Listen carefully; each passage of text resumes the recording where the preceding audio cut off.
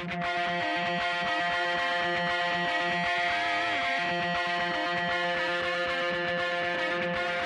listening to the Roofing Success Podcast, a show created to inspire roofing contractors to achieve optimal success in their roofing businesses. I'm the host, Jim Moline, the co-author of the book, Internet Marketing for Roofing Contractors, How to Triple Your Sales and Turn Your Roofing Website into an Online Lead Generation Machine. I'm also the co-founder of Roofer Marketers, the digital marketing agency for the roofing industry. On each episode, I'll be sitting down with industry leaders to talk about their processes, the lessons they've learned, and how to find success in roofing.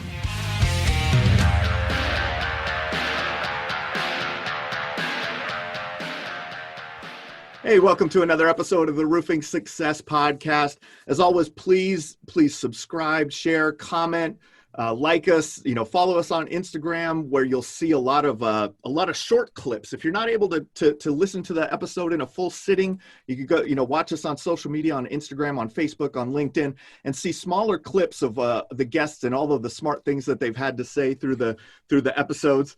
And today I'm, as always, if you guys know me, I'm super excited every time we do this because I love having these conversations.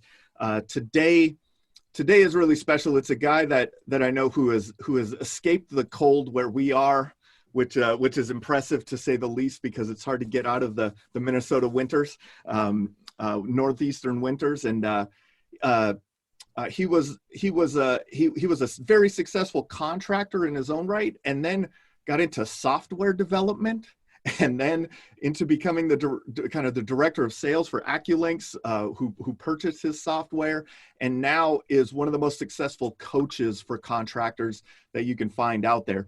And Jim Johnson, welcome to the show. What have you been up to, man?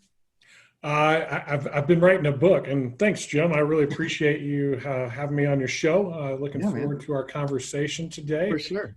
And super excited about leaving winters in western Wisconsin. That negative 40 degrees below zero is pretty ridiculous. But I just got back from spending 2 weeks on a sabbatical, no electricity, no running water, literally like in a tent that was on top of my truck, and 12 hours a day writing a book about working on your business instead of in it.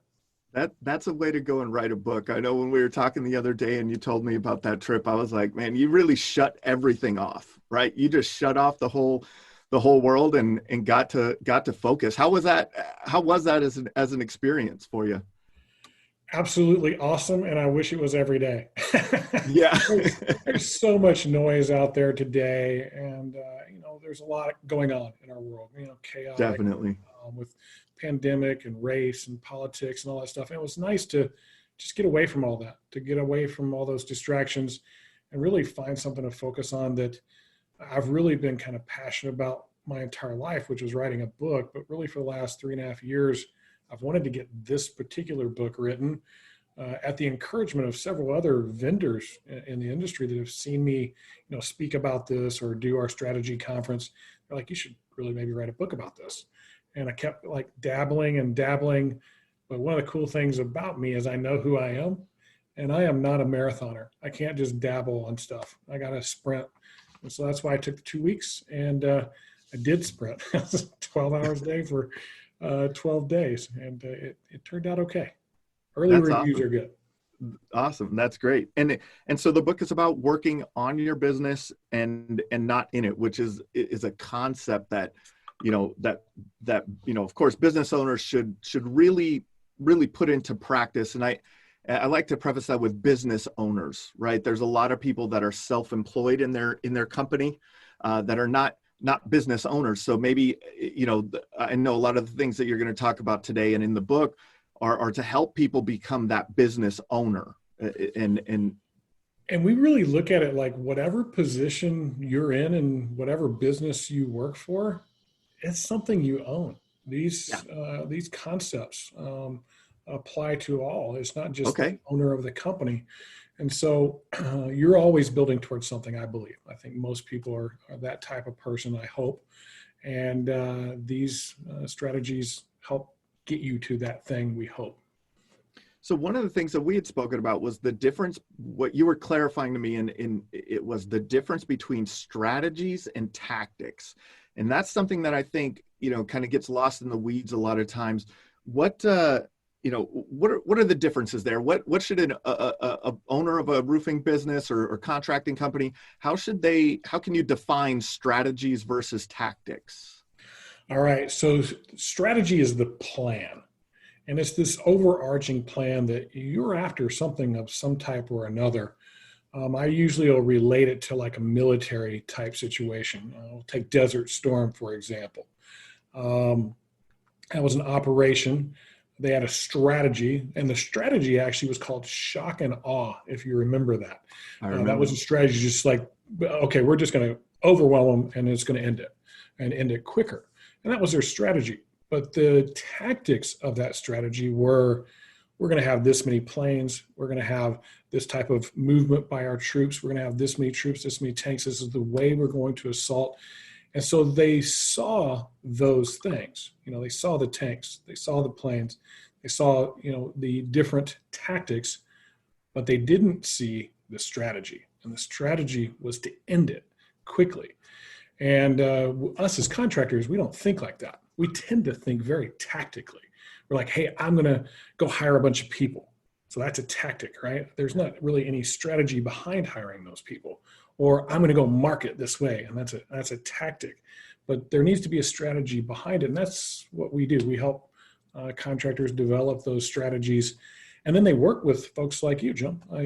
We're not the marketing company. We're all right, let's sit down, let's talk about this strategy, and who do you want to be, and how do you differentiate yourself? How are you unique? How does that tie in to everything else you do? Now that we got that figured out, here's the right people for doing your particular strategy. And it's worked out really well. I think it's something we struggle with, to be honest with you, Jim.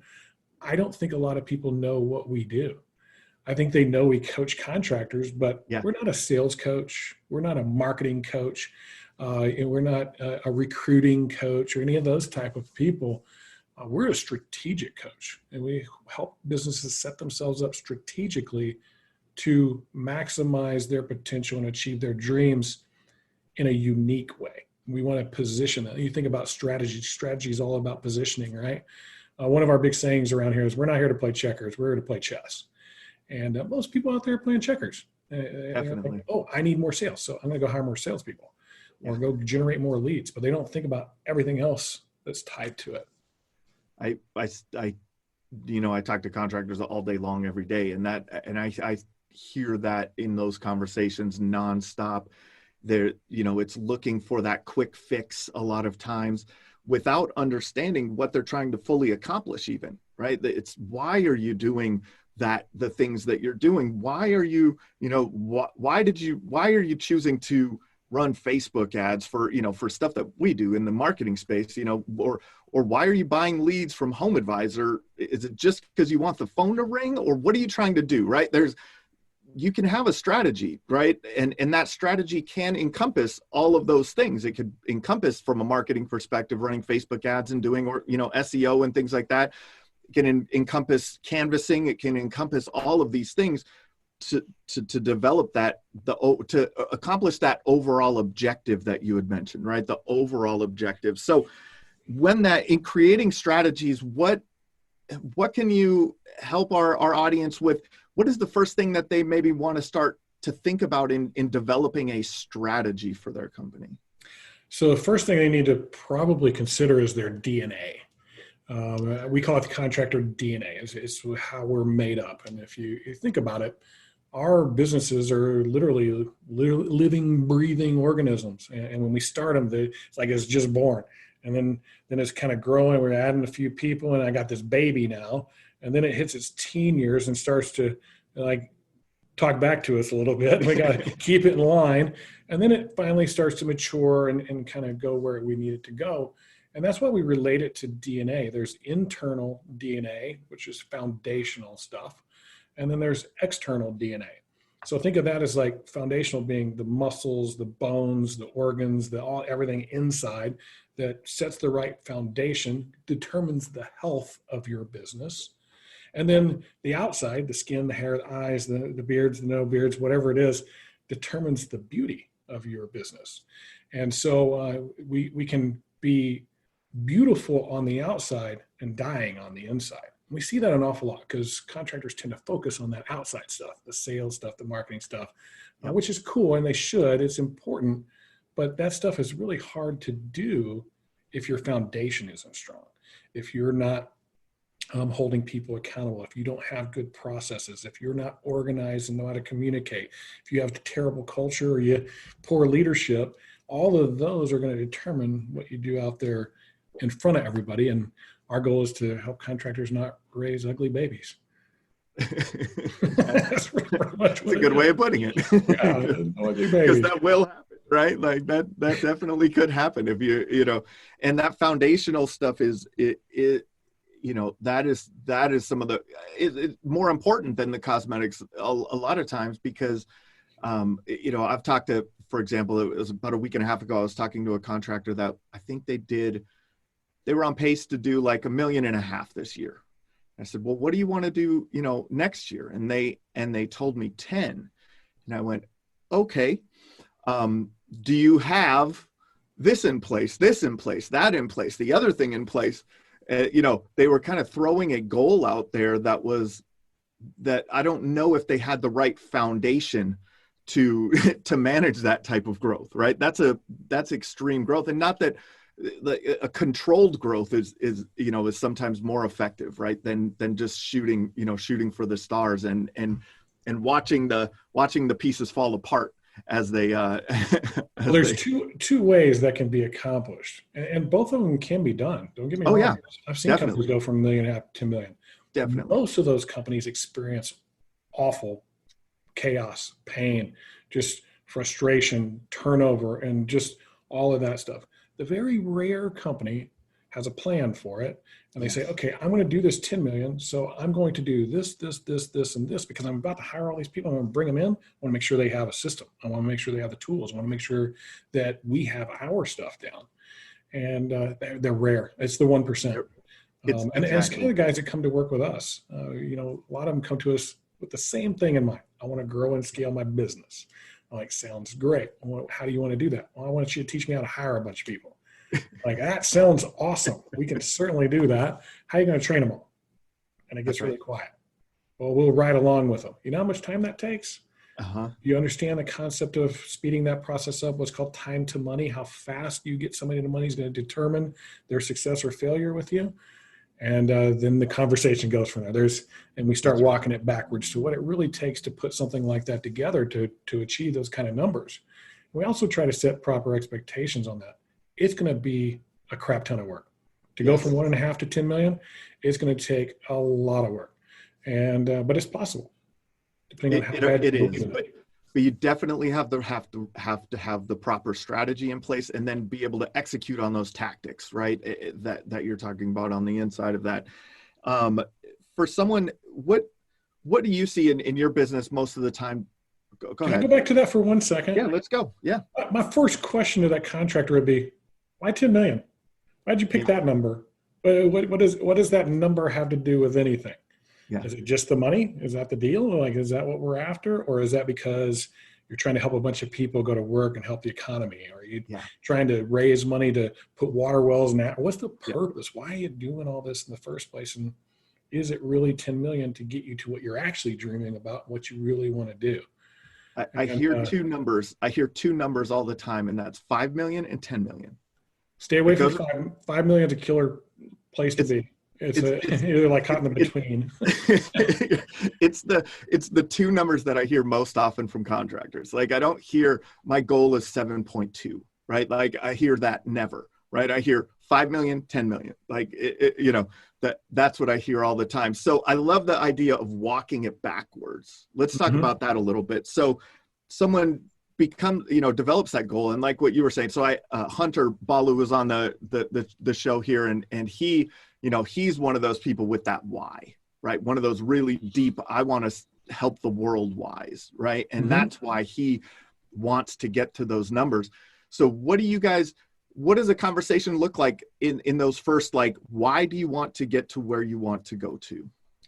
It starts like any other goal setting situation, which is what all this is about with our businesses is we want to achieve something. We're trying to, whether it's a financial goal or some type of dream personally that you're after, whatever that may be, we're trying to achieve something. And so our job is to figure out what that biggest thing is. Yeah. What is it really?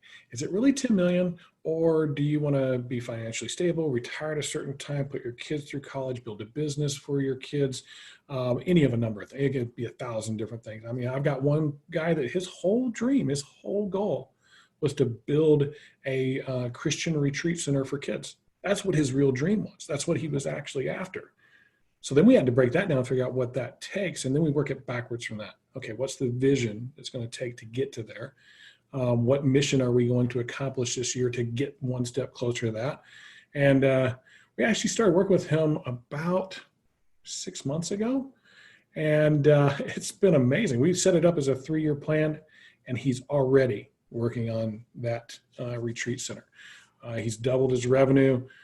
He quit micromanaging and let his team do that because we were able to recognize he's got some pretty strong team members, and he's empowered them. He's empowered them to do some pretty cool things, and that's where we get fulfillment from, is seeing those people achieve those dreams and helping them see that concept of strategy to get there. Because I always hear this term. This is the term that drives me the craziest, and you're going to know who it is the second I say it. And one of these days, it's probably going to hunt me down. But I hear this concept of take massive action, right? Hey, go take massive action. I'm like, that sounds awful. That sounds like, hey, let's grab a bunch of our military folks and just run across the border and go see what's going to happen. There's no plan, no strategy to it. And it does get you motivated and excited and inspired to go do something. But if I don't have a plan and a strategy to it, the success of that thing is severely compromised. And I think it's actually bad business to teach that. Definitely. It's like, hey, and I'm not saying write a business plan, 100-page, diatribe about what you're going to do, but let's at least have some points that we want to go after. And so that's really our concept. You talked about working it backwards. Yeah. We talked about foundational and operational. Well, foundational comes first and then operational, but everybody's starting at the end of the operational. They want to hire and recruit a bunch of people, sell a whole bunch of stuff, and we'll build it all, which sounds great. But if you don't know how to train people, which is the next step back, you're going to struggle with that. And fortunately, there's some systems and processes out there to help people kind of improve on that from where they were before, but it doesn't cover everything. And so my job as somebody hiring somebody in is to have a fully developed training program that gets them to making money with me and proficient with me as soon as possible. We actually have an online platform for our contractors that we help them with that, but we help them also build out their own stuff because everybody's unique. That's another thing about us. We're not silver bullet coaches. We don't say, hey, here's the silver bullet, go do that and you're going to be successful. This is the structure. How do we fit what you are actually after into that framework? So you got training, and then before training, you have production. So you're going to hire all these people. You're going to make sure they're greatly trained. How you can produce all this stuff you're going to sell, right? Like, how's that going to be? How are you going to recruit your crews? How are you going to keep them? How are you going to retain them? How are you going to not be taken advantage by them? And how are you not going to take advantage of them? And so how are you going to get them to sell more jobs for you? Because everything's all tied back to that beginning of your leadership and culture. So take a step back from that. You have sales. So you can now produce all this stuff. How are you going to sell it? Well, I'm going to go knock on doors and tell people free inspection. Well, that sounds to me like what everybody else does. And if you're doing what everybody else is doing, you're a commodity. So you get into this price thing. And that's why you see so many people having to eat deductibles or take money off because they have no other unique value to them that sets them apart. And so that's what we do. We help strategize that sales thing to position them in a unique way so that all these crews stay busy. Because if I go recruit a bunch of crews and I don't sell anything, bad move, right? So prior to that, I got all these guys that can now sell. How are we going to market it? How are we going to generate enough leads? I mean, are we going to do the door-to-door thing? Are we going to do door-to-door and some Facebook? Are we going to do some what we call all-star or guerrilla marketing? What does that look like? And what does that plan look like? And how does it all tie back? And then the last part of that External DNA, the first part, is technology. How are we going to leverage technology in our marketing, in our sales, in our production, in our training, in our recruiting, hiring, and onboarding? Because you see, I can't talk about any of those until I figure out what we're going to do technology-wise. So that's kind of that external stuff that all comes after the foundational stuff. Yeah. So I'm going backwards. Normally I would probably go forward, but I'm trying to paint this picture like you're trying to get to here.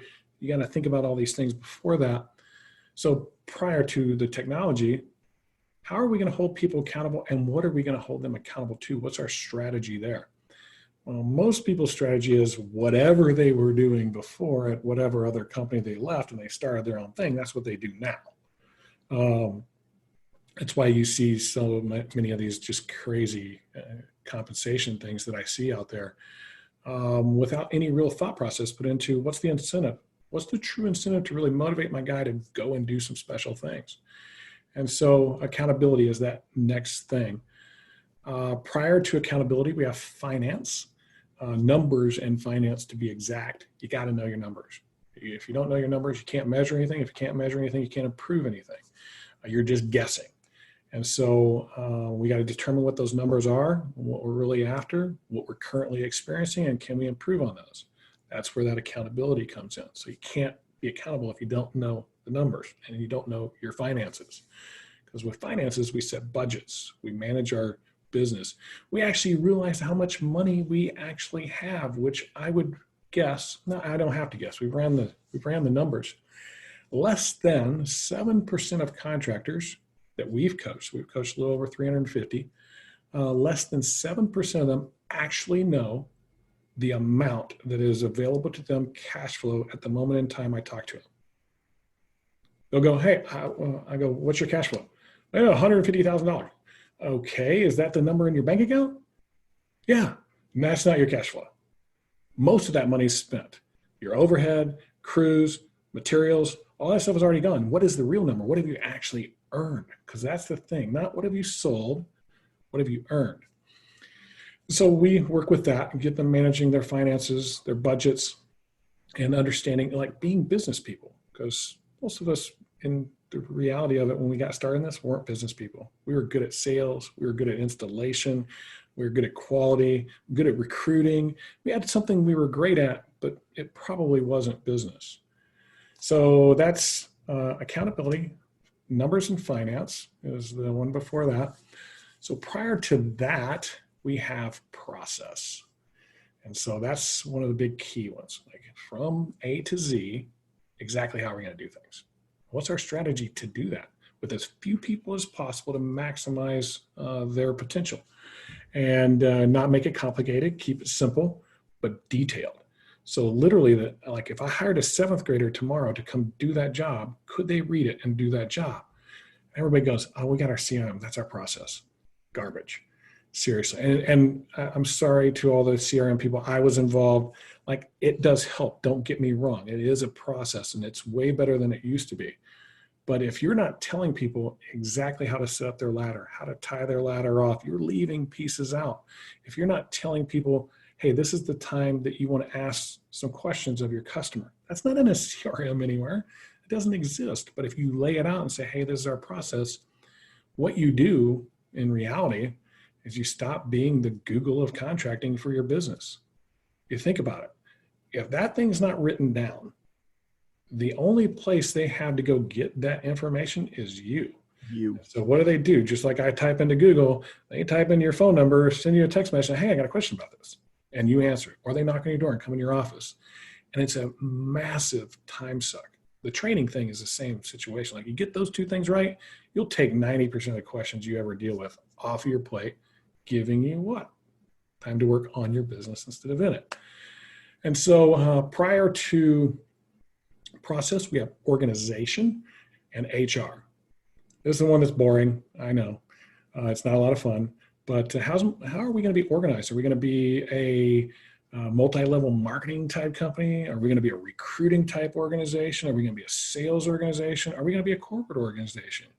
And there's so many different types of organizations. There's like the kingdom organization where one guy is the master of all and he's got his little royalty that, does their thing. And it's a variety of, there's the sports team organization. There's all these warlord organizations. I see them all the time. They're the ones that are like, come in, do the work in a storm situation, and off they go. They're nomadic. They're going to go on to the next place. But you've got to decide, and nothing's wrong with any one of those. It's just, what's your strategy going to be so that everything else you do is tied to that particular aspect. And then the HR side of it, that's organization, but the HR side is just having all your details down, the policies, the behaviors, having that stuff clearly understood before somebody comes to work for you. Because if you just exchange that information verbally, what you say, like, hi, Jim, I could be talking to you and saying all this stuff right now, and I'm sharing it with you verbally. A week from now, you're going back and going, what did that Jim guy say again? He said something about this and that. Oh yeah, I remember. That's what it was. But it wasn't that. It wasn't that clear understanding, but you took away from it what you heard and what you retained over that amount of time. But if you had the document to go back to and say, oh, no, that's exactly what it says right there. And this is where so many contractors run into problems, especially with exit. When people are leaving their organization, there's animosity, anger. You hear the stories over and over why somebody left somebody. And there's always, it's like a marriage, there's always two sides of the story. So that's organization HR. Prior to that, we have culture. Who are you going to be? Okay, so this, who are you going to be? Why are you doing what you're doing? And why should I work for you? Because there's a lot of opportunity out there today. There's plenty of jobs. I don't care what anybody says, there's plenty of jobs. We would probably hire everybody that ever got laid off from this COVID thing right into the roofing deal tomorrow if we could. We were just trying to find them and see if they actually want to work. They don't want to work, and this is my own opinion. I'll go with opinion on this one. They don't want to work for you. They want to work. They want to work for something, but it's not you. And there's a great book out there. It's called The Power of Moments. It was introduced to me by Matt Grassmeyer with Hail Trace. And I went and read it, and there was a stat that really stuck out to me. I mean, like sore thumbs stuck out. 90% of people decide if they're going to stay in a job the first day that they go to work. I'm like, what? What is that? How's that? Like, they're quitting on day one? They may not be walking out the door, but they're planning on walking out the door. This is not my career. This is just a job. I'm going to be here as long as it takes to find my next best thing. Well, if we know that, like, that's an actual stat. Studies are done on it. It's real. That's not some kind of thing I just threw out there. Boy, how can we make that different? What's our strategy to stop that from happening? Because hiring is $50,000 every single time you hire somebody. Most people are like, what? $50,000? All the time you put into them, the tools and energy, the training, the lost revenue because of all that. It's about $50,000 on average. And every time you turn somebody over, it's like setting $50,000 on fire. How do I make those people want to stay? How do I give them a place that they want to be a part of? It's all about strategy, putting that together in a way that you go, okay, my strategy is that we're going to be this so that these type of people work for us, and we're going to give them these things so that they're successful. And I think a lot of people don't understand that chess game that we're playing with all these things. And then the last and final one, really the first and most important one, is leadership. It was not something that I originally coached on. I just kind of made this assumption like, hey, they're business people. They must be pretty decent leaders. They wouldn't step out on their own if they weren't a leader. And we were wondering why some of our clients were struggling. And what I realized is they just want somebody to do it for them. They didn't want to put in the work. They didn't want to put in the effort. They didn't have the habits, the skills, the abilities to truly run a business. And we took a step back and said, hey, we got to teach these people how to be leaders when we're dealing with that. And so we added leadership. It is the most important thing. And there's some components of that are super, super important. And three of them really. You have the style of leader that you're going to be. And so, the type of leader that you're going to be. And think of that as you've probably heard the term visionary, integrator before. That term is usually talked about in two different groups. And everybody wants to be visionary. Nobody wants to be integrator. And it's really a bad description of who they are. It's not really what they are. You have the idealist, this person that thinks everything's going to be perfect, positive, and they got all these great plans, and they are visionary, but they're really even more than that. They're kind of this like, hey, we're going to be this perfect, awesome thing. And then you have their counterpart, the realist. And that person is much more than just an integrator or implementer. They're the person that's like a filter. They distill down everything that the idealist is talking about all the time, is so excited about, and goes, all right, so what he's really saying is this, and these are the things. What do you think about that? And we do that? Okay, great, boom. And they start running and getting those things done, because that idealist guy isn't very good at execution, where the realist is. But there's a third one out there, and you never hear it talked about. And we call them champions. You may hear them called specialists. I've seen this concept before. It's not like I created anything new. There is nothing new out there, just different spins on it. We call them champions, and I think it's a good description of who they are. They're somebody that champions something for you. They're not like they won a prize as a champion. They're like your knight in shining armor. They're defending you, and they're saying, hey, I am great at this jousting thing. I'm way better than you, Mr. King, because if you go joust, you're going to get killed. I know how to do this. Let me do this. And we see that in all areas, like, technology champions, culture champions. We had a champion of fun at my contracting business. Like, that was their job. I'm not always the funnest guy in the world. I'm pretty results oriented and motivated. I want it to be fun around here. And so that was their secondary thing that they did. But that was all strategy, a strategy to get to who we were going to be in an environment that we wanted. I don't think people think about that kind of stuff very often. And so that champion is the one that gives you capacity. And we can certainly talk about that if you want to. Definitely. Those are your 12 things: leadership, culture, organization. HR is one thing. Process, finance, accountability, foundational. Then your operational or external, you have technology, marketing, sales, production, training, and then recruiting, hiring, and onboarding. And what I love about all of that is it's broken down so well, but it all comes back to that why, right? It starts with that why. Yeah, why are you doing all this in the first place? When you understand your why, then you can understand yourself a little bit more. You were talking about knowing your DNA, right? Knowing your why, knowing your DNA leads to the way that your leadership strategy. Are you a visionary? Are you an implementer? Are you a champion, or will you have multiple champions? And that leads into your company culture. I love the way that it all flows together, for sure. And then, into your organization and finance and budgets, which people definitely spend very little time on when they're thinking about how to operate their company. Nope, just got a bunch of sales and there's some money in my bank account. Let's go buy that. Money in and money out. And it's not even money in and money out. It's just what the bank account says that day, right? Like, it's like you were saying, no, they have very few key performance indicators, on any of their, in any of their processes, whether it's a sales process or marketing process or production. There's very little that people do in the way of monitoring and measuring. And I love the way you break all of this down, and can't wait for when's the book? And that's really the first. So it's one book, 2 volumes. Okay. The book is called Work on It, Not in It. And volume 1 is Foundational DNA. Okay. So that book is finished. I'm in the process of writing volume 2 right now. It should be done end of September, mid of October, somewhere in there.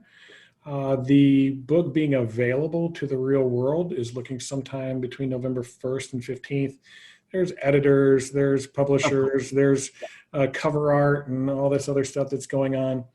And I may have some exciting news. I can't share it today, but there may be something that makes this book even better that I'll know Friday. And there may be an announcement on our Facebook group, Work on It, Not in It. But I want this thing to be something that truthfully helps entrepreneurs and contractors maybe look at an order of things a way they haven't before, because I don't think we look at them in order. I think we go, hey, I need to get leads. I need more leads. I need more leads. I need more leads. But what are those leads based off of? How is that culture generated? And if we don't do that, it's just these little stop gaps. Okay, I got more leads. Now what? Yeah. Hey, I was able to make some sales because I hired some guys. Now what? I got to repeat it all over again. And the key to this whole thing, I think most people, when they start a business, that's their dream, is the ability to have something that they own and manage, not something that they work for. Unfortunately, most of us work for it. And I can promise you this. If you work more than 40 hours a week, you work for your business. Yeah. You are an employee, and just get over it. It is. And that's okay, as long as you're still putting time towards working on your business and getting to that goal. I think most people put that time in to work on their business for tomorrow. What are we going to do tomorrow? Yeah. And maybe next week, but not much further out than that. Now, they may have some kind of planning session that they do once a year or maybe even quarterly, but do they execute? Do they follow through? Is there a strategy for that? Like, how does that actually work? Like, hey, we sit down, we get a whiteboard up there, we write out all kinds of wonderful ideas. Man, this is going to be amazing. Let's go. But there's no executables. There's no accountability to it. There's no process to execute that, no strategy behind it. And without that, the chances of you achieving that, whatever you put on those whiteboards, is pretty minimal, unless you have some just really hard drivers. And I do see that happen. And I think one of the things that you said in describing the leadership types, if you understanding yourself and what type of leader you are, if you are truly a visionary, or if you are truly an integrator or a champion, understanding that inside of yourself, because you can't, it's very difficult to find someone who is a visionary and an implementer. They are it's very rare to me, in my opinion. You may have a purple unicorns, right? Like that is just it's something different. So, a lot of people will talk about it as being an operator, right? Do you enjoy that day-to-day grind of operating the business and making sure everything is running properly and making sure that things are executed on? That is a type of person, right? Yeah, it's not me. And I say usually, yeah, me either. I'm not. My business partner Brian he fulfills our vision, right? Like he takes care of we both are somewhat visionary, but he is definitely more of the integrator. He takes care of that on a day-to-day basis. I just like to talk. That's what I say. I'm just the guy that talks about what we do. It's funny. It's those guys that are the idealist or visionaries. They tend to be the person that's out front. They're the one with all the big ideas and the opportunity, and they're the ones kind of selling everybody, engaging everybody in that vision. But without that realist or implementer, those things may not come true. And if they don't come true, you lose trust. And if you don't have trust, you lose your people. So the first thing you need to do is figure out who you are, right? I think that would be a good starting point. Figure out, really, truly understand who you are, because don't lie to yourself. Don't lie to yourself, right? There are a lot of people that will start their business thinking that they're going to be the operator of their business, but a lot of entrepreneurial type people are more visionary, on the visionary side of things. So then you need in your organization an implementer. Yeah, and they don't have to be a partner necessarily. No, they don't. It's just like I've had situations where they were a partner, and I know who I am. I've known who I am for a long time, and I'm always looking for that person. Yes. And here we have 2 or 3 people that fulfill that realist side of things to kind of keep me in check, number one. Yeah. And the other thing is to get things done. And without those, we wouldn't be where we are today, which is definitely a good place. We've really enjoyed it. Yeah. And all of it, leading together into things, and how you're, implementing all of your processes and your finances and your budgeting and being accountable, and into the operations side with the marketing, sales, production. All of that is going to come from your leadership, as you kind of alluded to. But in being a business owner, right? And that's what we want to talk about today. It's being a business owner and not employed by your business, not self-employed. There's a difference between self-employed and business ownership. but one person only has so much. You only have so much time in the day. You only have so much capacity to accomplish these things. So I know you have some great insights on the concept of capacity. Can you share some of that with our audience?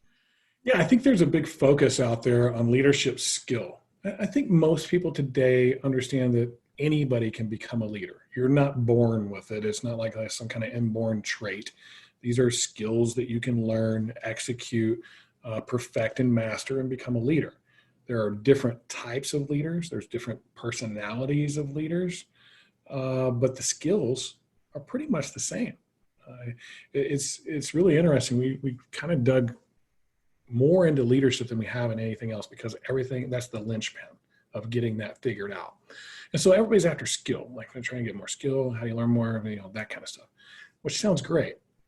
But if you don't have capacity, this ability to create time, or at least take things off of you and hand them to somebody else to give you time to do what you do great, your impact is minimized. And so there's this equation. I didn't come up with it. The guy that actually, the first time I ever saw it, his name is Rory Vaden. He's a brand builder type guy.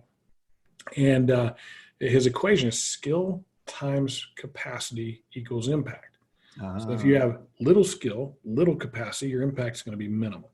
If you have a lot of skill and not so much capacity, you'll have a little impact, but not a whole lot. But if you can get that skill and you can create capacity, and the way you create capacity is by growing new leaders or incorporating champions, is the way we look at it. And you can't do that without these leadership habits. There's 7 leadership habits. There's all kinds of skills. You can read a million books on leadership skills, and I think last time I checked, there's like 400 of them. And there's no way for me to do all those. Yeah. And so I got to get this down to something that encompasses all of them. And this actually wasn't something I was going to write about in the book. Like, I didn't go there with any intention of this concept. But as I was sitting on this mountaintop in the middle of nowhere, literally looking, like, if anybody's ever seen the show Longmire or Lonesome Dove, the cabin that's in that was way down there. Like, in this big valley, I could see the cabin little tiny down there, and I'm up above it in the mountain. And I was praying about my book, to be honest with you. Like, I'm talking with God, like, I want this to be something that's important, moving, life-changing.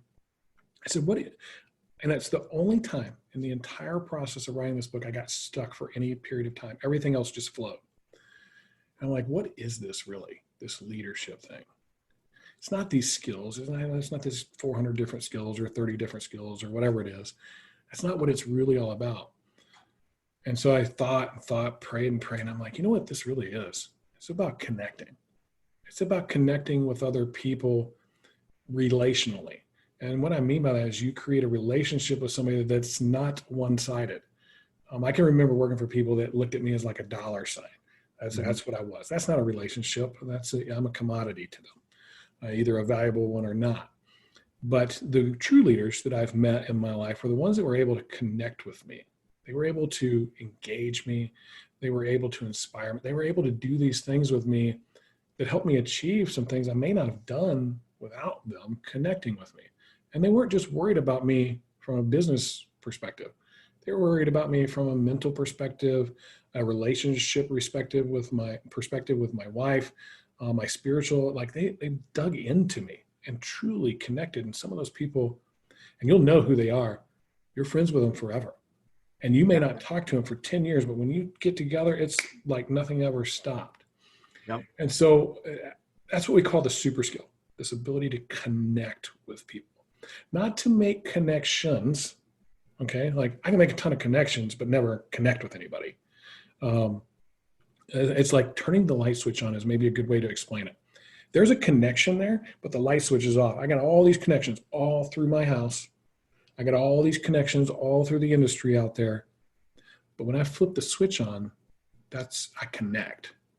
You make them come together.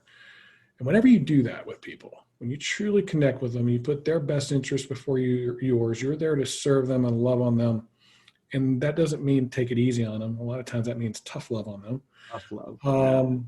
The dynamic completely changes. And so that's what we call the super skill, connect. there's 7 leadership habits that make connection happen. And we think like if you just focus on those, you're going to be a pretty great leader.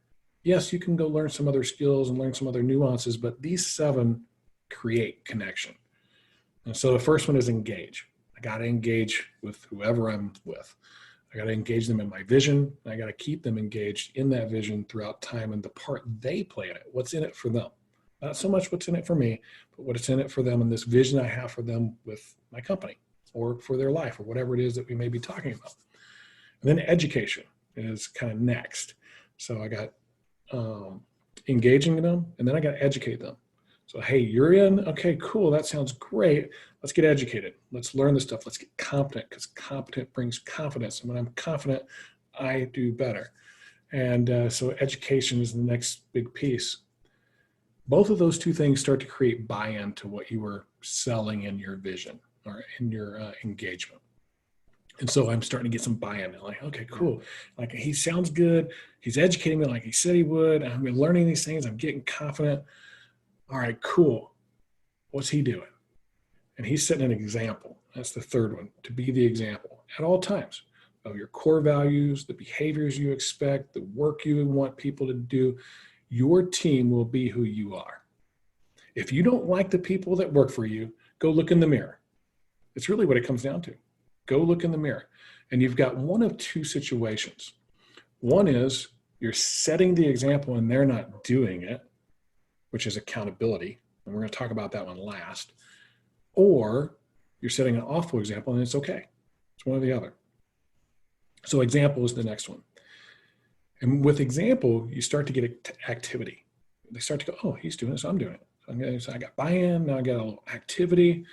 And so the next piece up for bid is empathy. Understanding where they are in their time. Putting yourself in their shoes, because we expect everybody to be us. We're the owner, like everything's awesome. We'll crush it, and we know everything. Like, they're not that. They just started. We never think about what it was like when we first started. And sometimes we pick it up really fast, and they don't. It doesn't mean to take it easy and offer them entitlement, but it does mean to put yourself in their shoes and understand what they're going through, so you can develop a plan to get them through that. And that really starts to get activity, because you show that you care. Next, you have encouragement. So that activity's happening. Okay, activity's happening. There's some discipline coming in there because they see you being the example. They see, hey, you are holding them to the line with the empathy part of it. Now we encourage them. Like, all right, hey, great job. Whatever little thing I can find, man, I don't care if he worked all day for once. Great, good job, way to go. Hey, you knocked 20 doors today. Or, hey, you made 2 sales this week. Whatever it is, man, I'm jumping all over that. I'm not focusing on necessarily the things I see weakness, because that's who we are as humans. We look for weakness. It's the survival of the fittest instinct in our heads that we always want to put ourselves on a pedestal and push everybody else down. This is so counterintuitive to who we are from a human nature aspect of things. It has to become habit. You have to schedule for it. You have to practice it all the time. And so encouragement. That encouragement brings that discipline. They start doing it more. They start repeating the activities. They start going for it. They start saying, hey, this is real. And then I empower. And so I empower them. I give them opportunity. And that doesn't mean I take a salesperson and make them sales manager. Stop doing that, people. All you're doing is setting people up for failure. Take that person that you think has the potential to possibly lead or be a champion and give them a task. Why don't you teach a class for us? Could you work on this referral program? Hey, you want to create a Facebook ad? Like, they show some interest in it. You go, hey, that's cool. I think this person could be my marketing manager. How about let's create a Facebook ad or a campaign or an email or whatever it is. Give them some ownership and see how they execute, because it's going to be a task they have to do at some point. I'd rather feed them those tasks in small little pieces. So when I go, hey, okay, you ready for marketing manager? They go, yep. They know what to do. Most of the time, they don't know what to do. You go, hey, you want to be sales manager? Sounds great. Yes, I got it. What do I do? I don't know. Go be sales manager. Make people sell a lot. But there's no strategy behind it. So that's empowerment. And then the last one is the most difficult of all. It's expect. It's where we hold people accountable. We said we were going to do all these things. We shared our vision. We educated them. We set the example. We had empathy for them. We encouraged them. We empowered them. all based on our culture and what we're about, why we're doing what we're doing. And you're either doing it or you're not. And you won't know unless you inspect what you expect. If you set all these expectations in your accountability strategy and they're not hitting them and you let them slide, nobody's accountable. If you have core values and you say these are what they are and people aren't doing them, you don't have any core values. They're not core. You don't believe in them. There's no belief there. And that's what that last one gets. That last one gets belief, which is what we're after. And it's a cycle. It's the 7 leadership habits cycle. I'm constantly engaging, educating, setting an example, having empathy, encouraging, empowering, and expecting. And I'm doing it all the time. It's habit with everybody. Those are the things I'm focused on. And when you get that little wheel turning, it's amazing what your team will do. But that's all part of strategy. And what does it look like? And how does it actually function? How do I fit that into my world? And where does that actually happen? And so that's what we do. We help people get those things figured out. By doing that, you gain belief in the vision you sold, that buy-in that they had on front. Now they believe it.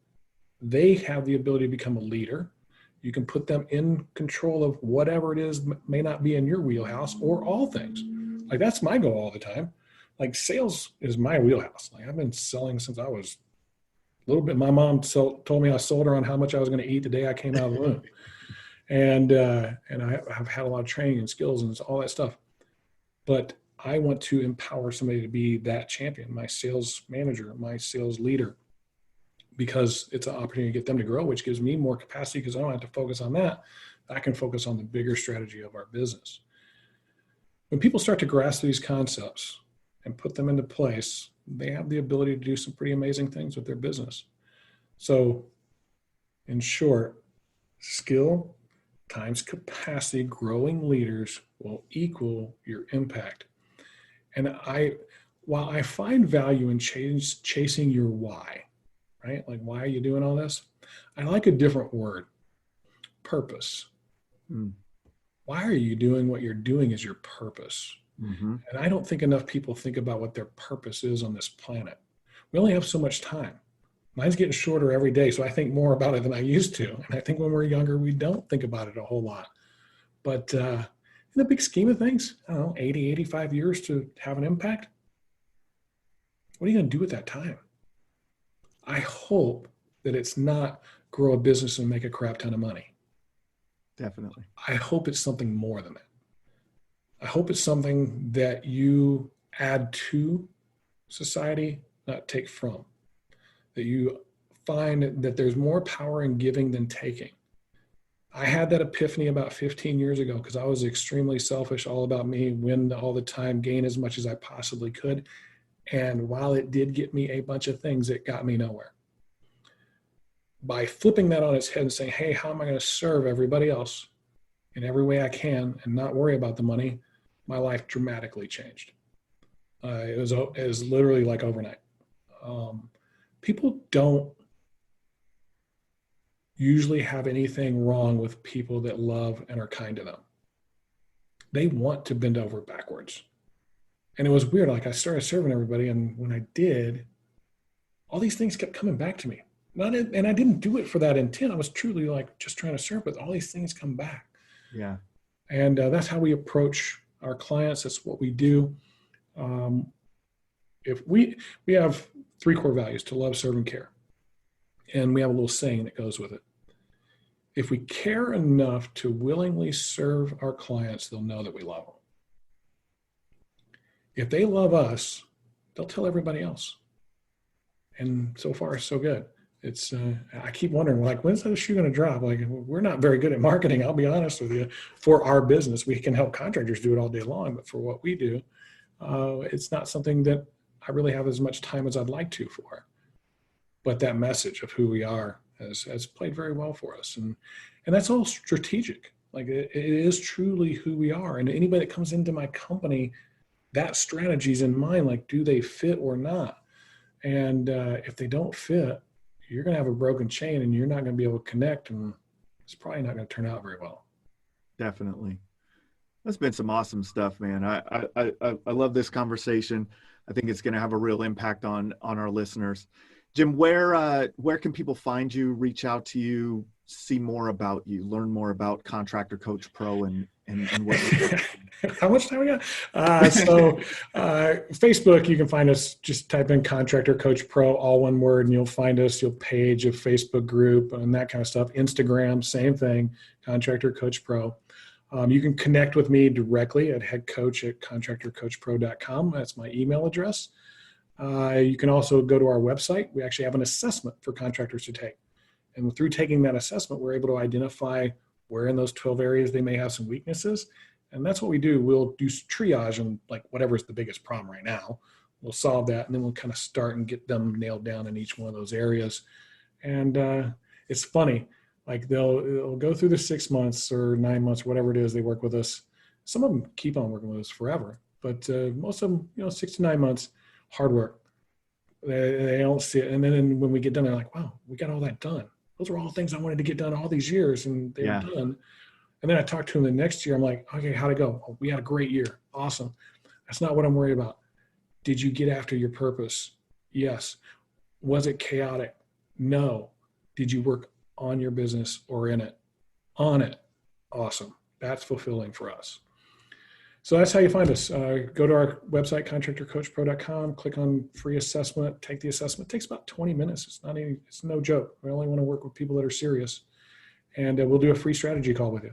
And we guarantee you walk away with something from that strategy call to help you with your business, whether you become a customer or not. And we don't do hard sales pitch stuff. This is hard work. You either want to do it or you don't. Awesome. Well, thanks, Jim. This has been another episode of the Roofing Success Podcast.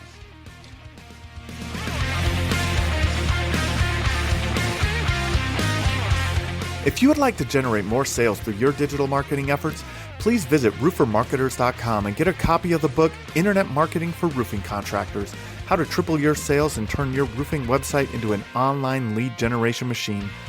Also, check the training section of the website for guides on everything from running effective pay-per-click ads to how to properly set up your Google My Business listing. This has been another episode of the Roofing Success Podcast. Thanks for listening.